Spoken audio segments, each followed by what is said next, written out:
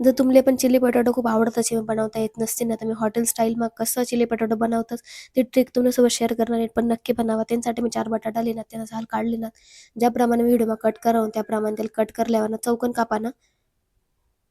त्यानंतर त्याने ना जे स्लाइस असतंच ना, त्या जाडसरच राहतात, जसं बारीक राहतात नाही, कारण तळलं ना तर ते निमुळतं बसणं, म्हणून अशा प्रकारे त्याला कट करल्यावर ना मी 4ही बटाट्यांना असंच कट करली ना, जो बारीक बारीक त्या भाग उरेल राहत असेल त्या पण मी कापिली नाहीत, कारण त्या वेस्ट जाऊ देत नाही मी.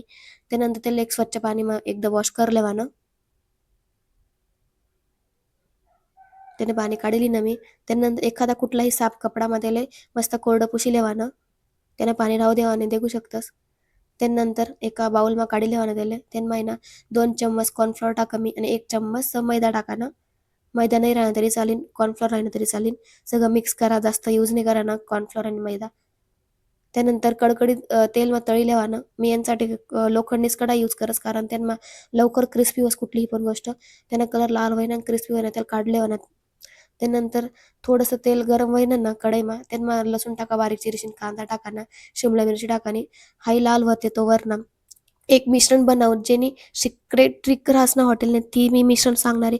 त्यांच्यासाठी 2 चम्मच सोया सॉस, 2 चम्मच ग्रीन चिली सॉस, 2 चम्मच रेड चिली सॉस, 2 चम्मच टोमॅटो सॉस टाका. त्यानंतर थोडासा तिखटपणासाठी एकदम बेस्ट स्वादसाठी ना शेजवान चटणी टाकी मी. त्यानंतर 2 चम्मच कॉर्नफ्लोअर टाका, 2 चम्मच व्हिनेगर टाका आणि पाणी टाका ना थोडं जास्त, जेणेकरून जवळ आपली ग्रेव्ही बनीन ना, ती सगळं चिल्ली पोटॅटोला लागीन एवढी ग्रेव्ही बनवणी, तेवढं पाणी टाका ना. त्यानंतर चटणी टाकी तिखटसाठी. तुम्ही तिखट कमी खात असाल चटणी थोडीशीच टाका नी. थोडं आणखीन पाणी टाका ना.